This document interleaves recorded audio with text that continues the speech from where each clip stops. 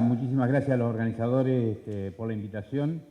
En realidad, quiero simplemente hacer una aclaración que tiene que ver con que lo que voy a presentar acá es un testimonio, mi testimonio, es mi visión de un proceso de trabajo durante unos años, y es una visión, por lo tanto, como es la mía, es seguramente restringida, tiene imprecisiones, hay cosas que seguramente no vamos a estar de acuerdo, pero me parece que el objetivo, por lo menos que pretendía y que creo que pretenden también los organizadores, es incluso que pueda generar algún desacuerdo lo que yo presente, porque de esa forma, si tenemos discrepancia, podemos discutir, y si podemos discutir, intercambiar, seguramente todos podremos crecer. Si todos pensamos igual, seguramente no vamos a agregar mucho.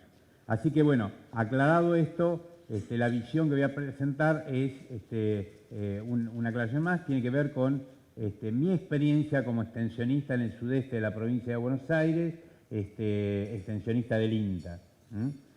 Así que eso también puede tener alguna visión contaminada, porque no he estado trabajando, o sea, esta experiencia no es en otros lugares del país donde pueden haber ocurrido cosas distintas a las que yo puedo haber vivenciado. En principio podríamos empezar mirando la primera. En esta lo que traté es de pensar cómo contarles, cómo comunicarme con ustedes respecto de esta experiencia mía de extensionista. Y acá usé unos periodos que usa un colega algo modificado, colega extensionista también, que es Carlos Alemani, y entonces marqué como 3 periodos para mirar y poder ver qué pasaba en cada uno de ellos. Uno, que es un periodo que entre el 76 y 84, que es donde yo empiezo a trabajar como extensionista en realidad, que es un periodo que llamamos el de la Revolución Verde y las transferencias de los paquetes tecnológicos, mirándolo desde la extensión, pero mirándolo desde el punto de vista del paradigma de desarrollo en Argentina y lo que pasaba en Argentina, es una presencia de un Estado autoritario con una hegemonía de capital transnacional en el proceso de acumulación y en pleno proceso de revolución verde. Una revolución verde que se requería en ese momento porque había como un atraso, se veía lo que había pasado en el 50-60 como un atraso, digamos, desde que el campo no llegaba a modernizarse, y bueno, y se da este proceso de revolución verde con este gobierno autoritario. Eso vamos a ver qué consecuencia tiene después en el trabajo del extensionismo. Un segundo periodo que Carlos Alemani parte de este periodo lo pone en la parte anterior, pero a mí me gustó más ponerlo de este lado porque es el periodo de recuperación de la democracia. Entonces, juntar la recuperación de la democracia con todo lo que nos pasó en el periodo anterior me parecía que no estaba bueno, o sea que valdría la pena separarlo. Independientemente de que después de la recuperación de la democracia y un gran entusiasmo, digamos, por mucha ilusión por la institucionalidad, etcétera, vino un periodo de los 90 bastante duro en general, con el regreso, por eso le llamamos regreso a la democracia, y luego se acentúa el neoliberalismo. Se acentúa porque en realidad ya venía ya un poco de la etapa anterior, pero bueno. Ahí hay muy fuerte, juegan las políticas de ajuste estructural, las privatizaciones, retiro del Estado, el Estado parecía la mala palabra, hubo algún funcionario que dijo que tenían que desaparecer 200.000 productores porque no eran viables, simplemente con esa seguridad y esa tranquilidad, y comienza un periodo que podríamos llamar como una tercera revolución verde, una cosa así, como bueno, todo el paquete que ustedes ya conocen, no pierdo, no detallo más de eso. Y después tomamos un tercer periodo para el análisis, que es del 2000, a partir de si quieren, la crisis del 2001, ¿vale?, para adelante, que es de alguna forma lo que llamamos el periodo de la sociedad del conocimiento y la nueva ruralidad, fundamentalmente estos términos como eje de debate para un nuevo modelo de desarrollo humano y sustentable. Este sería el periodo del neodesarrollismo, sería de alguna forma repensarse el rol del Estado como mediador, o sea, hay una recuperación del rol del Estado. Hay un convencimiento, creo, de toda la sociedad que el crecimiento no es suficiente, que desarrollo más que crecimiento, o sea, hay una serie de aprendizaje que se da. La equidad y la redistribución son parte del proyecto, y por otro lado se rescata desde el punto de vista de la institucionalidad de las políticas públicas un proceso que parecería ser que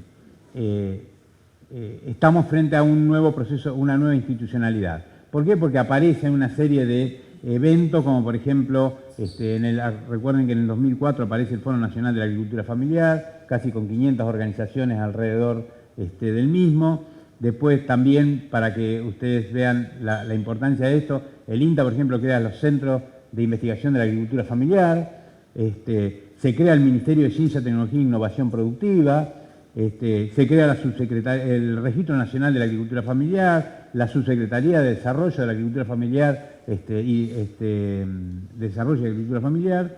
Después se crea el Ministerio de Agricultura, Ganadería y Pesca y la Secretaría de Desarrollo y Agricultura Familiar, y después incluso hay una Secretaría propia de la Agricultura Familiar. O sea, esto como eventos de política pública, digamos, que marcan este segundo periodo, en el cual, bueno, no necesito hacerle ninguna aclaración, que está inserto en el medio de esto el conflicto campo-gobierno, ¿no? O sea que en estos tres periodos yo voy a tratar de ir hablando, desde ese primer periodo del autoritarismo, la Revolución Verde, un segundo periodo que es recuperación de democracia y el neoliberalismo al mango, decimos nosotros, bueno, perdónenme la expresión, en nuestro país, y un tercer periodo que podríamos llamar neodesarrollismo. No todo el mundo está de acuerdo, podemos discutir, no me interesa discutir la verdad este término, pero sí hay seguramente, sí hay claramente una recuperación del rol del Estado. Después, no estoy haciendo acá un juzgamiento si la recuperación está bien, mal, estoy diciendo lo que caracteriza a la época.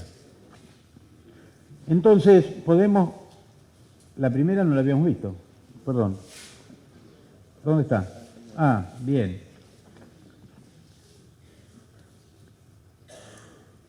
¿Esto debe ser para acá? No, ahí. Bueno, eso es lo que les comenté recién, créanme que dice lo mismo que dije yo.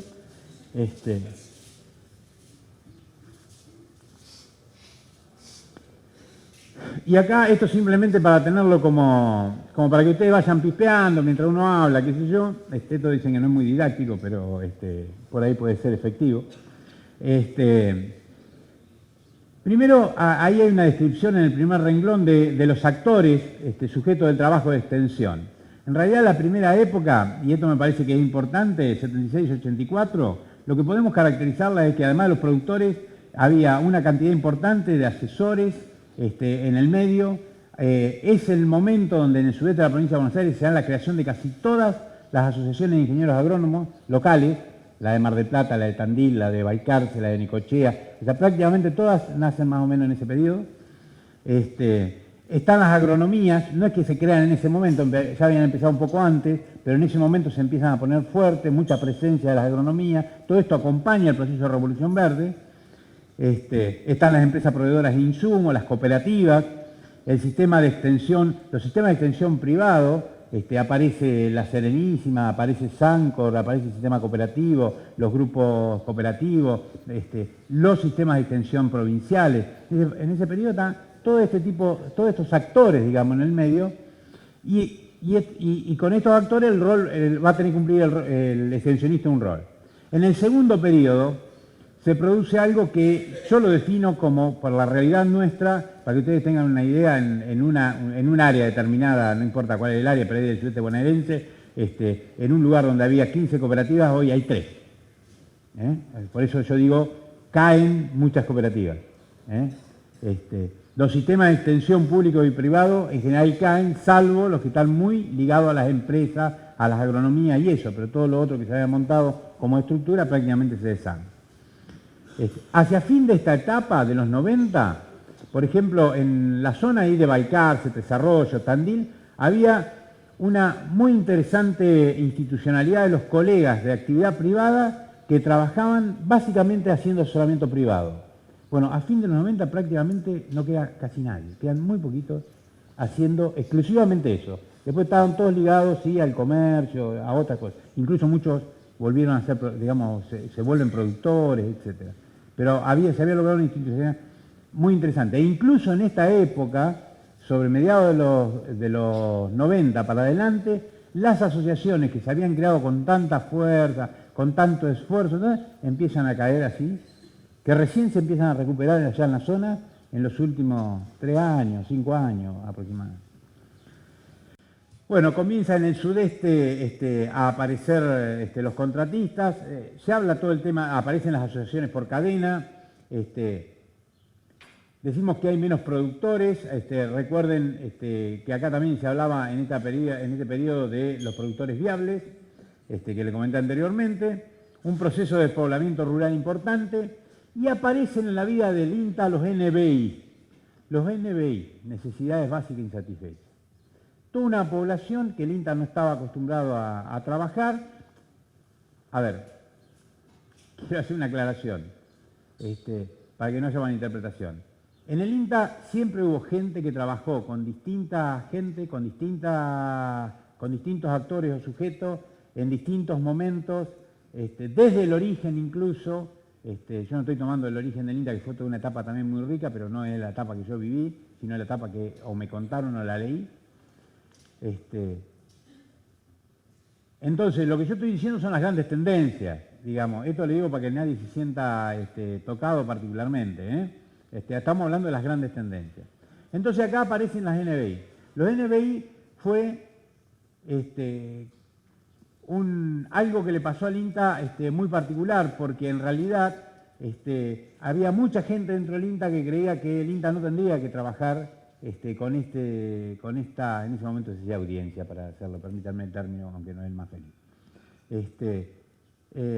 Entonces, bueno, esto generó toda una rediscusión interesante en los sistemas de extensión, e incluso le diría que recién después del 2001 empieza a haber gente que empieza a valorizar por lo que pasó este gran programa, digamos, institucional, que es en realidad no es solamente del INTA, sino una asociación entre el INTA y el Ministerio de Desarrollo Social.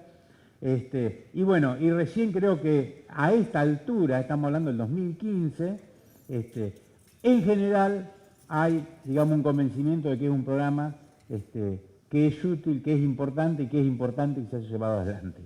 Esto para que vean lo que a veces cuestan estos procesos dentro de las instituciones. Y bueno, y el último periodo, el 2002-2015, para hablar un poco de esto que hablábamos recién, de los actores, sujetos, etcétera, comienza a ser muy notoria la presencia de distintos sistemas. O sea, nosotros empezamos a vislumbrar que hay distintos sistemas de producción, que siempre los hubo, pero también que hay distintos modelos de desarrollo asociados a los sistemas de producción. Cosa que no voy a hablar porque después lo vamos a hablar en otra charla que tenemos un poco más adelante, vamos a dar más detalle de qué queremos decir con esto, pero sí nos parece importante porque en realidad se abre una diversidad de actores que parece que se abre una película nueva para el que está trabajando en el terreno. Porque en el periodo anterior era la modernización y lo que había que hacer era una sola cosa en todas las empresas. En todos los campos, llámenle como quiera, llamémosle como querramos. Mientras que ahora empieza a aparecer como que hay que pensar distintos modelos, porque de hecho la sociedad nos exige distintos modelos, nos exige distintas cosas, depende de los modelos que estemos analizando. Se habla de las agriculturas, ya no se habla de el productor, la agricultura, se habla de las agriculturas, ya parece que hubiera más de un modelo dando vuelta, que conviven en un mismo territorio con estas distintas formas y a veces conviven de distintas, digamos, a veces pacíficamente, a veces se complementan y a veces disputan fuertemente, incluso hasta la violencia. Comienza a verse una función mucho más clara de los pueblos rurales también. Nosotros primero, recuerdo que en los 90, hasta hay un libro, me parece por ahí, de los pueblos que desaparecen, no me acuerdo cómo se llama exactamente, algo así. Sin embargo, nosotros trabajando desde la universidad con los alumnos empezamos a visitar algunas localidades rurales y a trabajar en profundidad y vemos que las localidades rurales tienen proyecto propio, y cumplen funciones en los territorios. Y algunos tienen proyectos propios muy claros y otros por ahí no tienen proyectos propios, tienen proyectos impuestos y terminan siendo, digamos, funcionales a un sistema porque ahí a lo mejor se ubican los servicios que está necesitando el sector que está alrededor de ese pueblo. Y además, también en este periodo se hace evidente el conflicto de intereses relacionados al ambiente y a los alimentos. O sea, un tema que ya salió, entiendo yo, de la órbita del ingeniero agrónomo y ahora el ingeniero agrónomo tiene que empezar a discutirlo. Digo, no estoy diciendo que el ingeniero agrónomo tiene que hacer cargo ni no tenga que discutirlo. Digo que tiene que empezar a discutirlo, pero ya no está solo. Ya lo va a tener que empezar a discutir y compartir otros espacios y dialogar en otros espacios. Bueno, estos serían los actores que están trabajando en ese momento. ¿Cuál fue el proyecto de extensión que se dio en cada uno de esos momentos? Está ahí, ¿no? Sí. En el primer momento, 76-84, era básicamente la transferencia de paquetes. Este es un momento que se caracteriza porque, por dos cosas, diría yo. Una primera cosa que se caracteriza es, recuerden, gobierno autoritario destruye prácticamente todos los grupos que trabajaban en forma participativa con los productores, con la familia, con los jóvenes, etcétera, los expulsa, los mata, los saca del sistema, y genera una estrategia de incorporación de una gran cantidad de jóvenes, dentro del cual estoy yo, en ese momento, no ahora, que somos básicamente venidos de la Facultad de Agronomía con un fuerte perfil transferencista, donde lo importante era manejar la técnica. Lo importante era ser un excelente ingeniero agrónomo, como se lo conoce y como lo forman en la facultad, con un buen conocimiento técnico, un buen conocimiento de manejo, un buen conocimiento. ¿Por qué? Porque había tanta, ¿se acuerda que les decía, cantidad de actores privados en el medio, que la función del INTA en ese momento se decía no tenía que ser de llegar directamente al productor. Había que llegar a través de los asesores. Por eso hay un trabajo muy fuerte, incluso en la región de donde estoy yo, muy fuerte de los extensionistas en las asociaciones de ingenieros agrónomos, etcétera, porque existe una necesidad de diálogo permanente con los ingenieros agrónomos. Entonces, ahí de alguna forma hay como un retiro del trabajo directo de los extensionistas sobre el productor y utilizando a, entre comillas, permítanme, utilizando a los colegas que estaban en las distintas funciones a trabajar directamente con el productor. Entonces, ahí en realidad el perfil era básicamente de extensionistas, tecnólogos, transferencistas, buenos profesionales, que pudieran ser referentes de los colegas que trabajaban en la actividad privada, en las distintas funciones. Esto es lo que hizo que cambiara bastante, por ejemplo, en nuestra región, el perfil ese que tenía de la etapa anterior, que yo no hablé, no voy a hablar porque si no me va a alcanzar tiempo, pero que es una etapa muy interesante porque entiendo que es donde se hizo la cultura extensionista del INTA, la primera etapa del INTA, y cambió totalmente el perfil. Ahí desaparecieron las asesoras de hogar rural, desaparecieron los asesores de jóvenes y lo que había eran profesionales, ingenieros agrónomos que trabajaban básicamente la cuestión tecnológica. ¿De acuerdo? En el segundo periodo, que puse recuperación de la democracia y después el neoliberalismo de los 90, ahí a fines de los 80 hay como un proceso muy interesante, porque veníamos de un proceso de autoritarismo muy vertical, muy de bajada, donde estaba todo muy centralizado en el INTA, y se da un proceso de centralización que se conoció en su momento como el INTA II, donde estaba de alguna forma pautado o marcado por tres palabras que se llamaban descentralización, participación e integración, es la conformación de los consejos regionales, se bajan algunos niveles de decisiones a nivel de la región, se busca mayor participación de las instituciones locales y las instituciones de la región en las decisiones, e incluso desde el punto de vista de extensión, se baja la extensión, se corta lo que era una coordinación nacional de extensión centralizada y se baja la extensión a las regiones para que las decisiones estuvieran más cerca de los problemas regionales. Comienza toda una etapa se habla de todo el proceso de privatización, tercerización de la extensión, que en realidad esto fue exactamente igual en toda América Latina. El único organismo de toda América Latina que mantuvo la extensión y la investigación es el INTA. Eso nos permite hoy incluso ser unos referentes, no solamente en Latinoamérica, sino mundiales, desde el punto de vista de lo que significan estas cosas y de la experiencia institucional en el tema de extensión. Eso es sumamente interesante, pero hubo que pasar este tipo de cosas. Y este tipo de cosas se pudieron pasar porque había participación de gente dentro de la institución.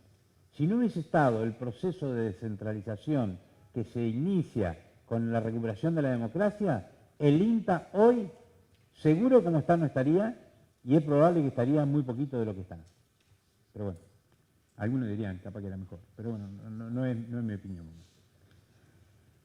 Aparece todo un proceso de gestión de los programas de desarrollo, ahí la institución se especializa de alguna forma, porque no era el métier del INTA, de empezar a gestionar programas de desarrollo, y ya aparece, bueno, además de ProHuerta que nombré él, antes aparece Minifundio. Minifundio es la primera expresión oficial del programa Minifundio de reconocimiento de los productores minifundistas por el INTA. O sea, no es que no haya habido extensionistas y zonas del INTA donde se trabajaba con Minifundio, por favor. Lo que estoy diciendo es que el reconocimiento oficial y la valoración de que este era un sector que había que mirar se produce a partir del año 88, que es desde el año 56 que se había creado el INTA, en el año 88, que es la creación del programa Minifundio. Y después se crea el ProHuerta, el Cambio Rural, y aparecen otros programas gestionados por la Secretaría, como el PSA, ProInder, ProSAP, ProTernea, ProDernoa, el ProFan también del INTA. Incluso hacia fines de los 90 era tanta cantidad de programas que había dando vuelta por ahí, competían, se peleaban, nos peleaban, nos pisábamos uno arriba de otro, que se crea hasta una comisión de desarrollo en la Secretaría en ese momento, para tratar de coordinar todo esto, que no era demasiado ordenado y era bueno coordinarlo, porque además éramos todo el Estado interviniendo en los territorios. Y en la última etapa, 2002-2015, que yo marqué así, desde el INTA se crea de nuevamente la Coordinación Nacional de Extensión, porque la descentralización que se hizo en un momento, que para algunas cosas fue buena, para otras cosas no fue buena, porque en realidad el INTA terminó teniendo, si tenía 15 regiones, 15 sistemas de extensión distintos. Y digamos, como Estado, no tenía posibilidad de hacer muchas correcciones. Se crea un programa que engloba todos los programas de intervención. Empieza a haber una revalorización, hay una revalorización de la extensión como política pública, y otra vez, no solamente en Argentina, sino en toda Latinoamérica. Extensión es un trabajo de equipos interdisciplinarios e interinstitucional, el desarrollo territorial rural, el desarrollo territorial, la inteligencia territorial, distintos nombres que se dan a distintas formas de mirar y analizar el territorio. Se reconoce la necesidad de un mayor protagonismo de las instituciones en general, el rol de los estados provinciales y municipales, el rol de las organizaciones, y casi por primera vez, a partir de este periodo, se empieza a hablar fuertemente y se puede hablar de conflicto, de política pública dentro del INTA, porque antes no era fácil hablar de conflicto, política pública.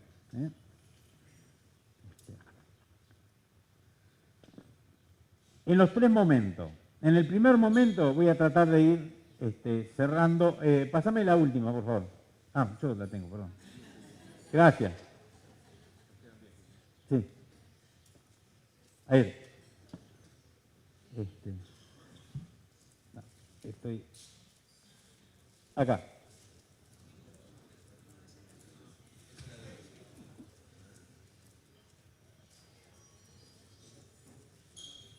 Bueno, lo que quiero mostrar acá es para que ustedes vean, a través de algunos conceptos que voy a ir nombrando, cómo el extensionista tenía que ir pensando y adaptándose a este contexto que parecía cada vez más complejo.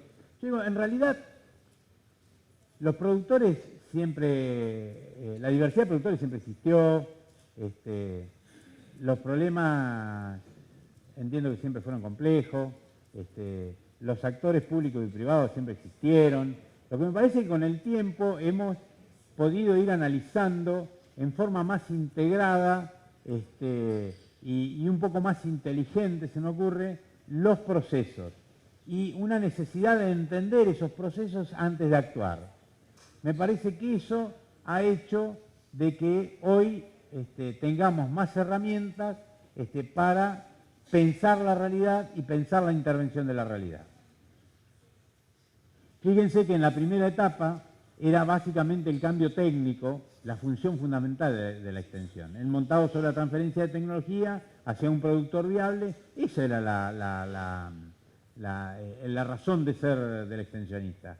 Había una fuerte presión de actualización, se hablaba de extensionistas especializados, capacitación de asesores, estaba todo lo que eran las campañas masales, había todo un montón de plata que se gastaba en campañas de radio, televisión, etcétera, para cómo se hace el trigo, cómo se hace la soja, cómo se hace girasol, cómo se hace todo lo que había que hacer en el campo. Muy centrado en la pampa húmeda, muy centrado en los cultivos de exportación, casi olvidándonos del resto del país. Y existía ahí lo que era la ingeniería de la comunicación, ¿no? O sea, todo cómo manejar los medios para convencer, de alguna forma. Siempre había un proceso bastante de bajada. En el segundo periodo, en realidad, a pesar de ser un periodo bastante duro desde el punto de vista de políticas públicas, hubo la posibilidad de generar experiencia propia y pensar que además de lo que fueron tradicionalmente la educación no formal y el cambio técnico, la función de extensión, empezaron a aparecer claramente otras funciones nuevas, como por ejemplo la gestión de programas de desarrollo, etcétera, y también la generación de nueva institucionalidad. Generación de nueva institucionalidad no como nuevas instituciones necesariamente, pero sí como nuevas relaciones de fuerza en la sociedad. Esto empezó a aparecer, y esto empieza a aparecer porque en realidad se involucra mucho la institución, fundamentalmente estoy hablando de extensión, en lo que son los programas de desarrollo, se involucra con problemas concretos de la gente. Entonces, ahí cuando se involucran con problemas concretos de la gente, empiezan a aparecer esta necesidad de generación de nueva institucionalidad. Se priorizan los grupos de productores, experimentación adaptativa, capacitación, comercialización y organización son dos temas que empiezan a ser muy fuertes. En las etapas anteriores no eran tan fuertes. Vuelvo a repetir, por favor, estoy hablando de generalidad, no estoy hablando de casos particulares que pueda haber gente que trabajó de la creación propia del INTA en organización de productores, pero la generalidad, y para mi experiencia. Y en el último periodo se habla fundamentalmente del rol de los extensionistas en los procesos de desarrollo. Empieza a aparecer, se empieza a hablar de animador, de mediador, de capacitador, articulador, generador de capitalidad social, o sea, un montón de palabras. Bien, gracias. Se empezó a hablar de extensión a medida, o sea, empezó a haber una crítica muy fuerte de que los programas no podían ser muy enlatados, porque si no, no servían a la gente. Los programas tenían sentido por los programas en sí, pero no porque le solucionaban los problemas a la gente. Entonces había que tener más flexibilidad en la generación de propuestas. Empezamos a hablar de desarrollo de territorio, participación, animación, interdisciplinaridad, interinstitucionalidad, como palabras clave en el trabajo del extensionista. Se integran otras disciplinas fuertemente al trabajo en extensión. Empieza a aparecer extensionistas que son sociólogos. Empezamos a tener extensionistas que son antropólogos. Empezamos a tener extensionistas que son politólogos. Empezamos a incorporar abogados. El Instituto Nacional de Tecnología Agropecuaria, ¿no? Y por supuesto, dentro de lo que es economía, toda la diversidad que se le conozca, que ustedes se puedan imaginar de economía. Economía social, economía ecológica, economía política, economía del desarrollo, desarrollo local, desarrollo territorial, y bueno, y toda la diversidad. Y en el medio de esto está el extensionista, el ingeniero agrónomo que está trabajando en extensión en este contexto. Que casi empezó trabajando solo en esta historia, en una agencia, tratando de vincularse con los colegas privados, qué sé yo, y de pronto se encuentra trabajando con una serie de programas, ahora pareciera que hay distintos modelos de desarrollo en el territorio, entonces tengo que interpretar de que además no hay una sola agronomía, hay varias agronomías, hay varias agriculturas, tengo el minifundio, tengo la agricultura familiar, tengo la agricultura empresarial, tengo el agrobusiness, tengo la agricultura de precisión, tengo la agricultura por ambiente, tengo la agricultura... Incluso para complicar la más todavía se empieza a hablar de diálogo de saberes, se empieza a hablar de ecología de saberes, del buen vivir, rescatando lo de nuestros ancestros. Y bueno, y estos periodos empiezan, esto para ir terminando, y lo pueden ver ustedes a través de las comparaciones que están ahí. En unos periodos hablábamos de desarrollo rural, en otros empezamos a hablar de desarrollo rural participativo, desarrollo endógeno, desarrollo humano sustentable. En un tercer periodo empezamos a hablar de desarrollo local, desarrollo territorial, enfoque territorial. El INTA pone en marcha esto que llaman los PRET, proyectos regionales con enfoque territorial, que en realidad más que un proyecto son como programas de intervención en el terreno. Y bueno, el extensionista que empezamos con una mirada bien, como ven la flecha ahí, bien directa, investigación, extensión, productor, de pronto alguien viene y nos dice, no, pero esto es un triángulo, guarda que todos tenemos el mismo saber, todos tenemos las mismas posibilidades de opinar y de construir desde cada uno de nuestro lugar. Y de pronto ya eso no alcanza, y digo, no, pero ahora estamos en el proceso de innovación, como proceso sociotécnico. Entonces ya la innovación no es una cosa nada más que bueno.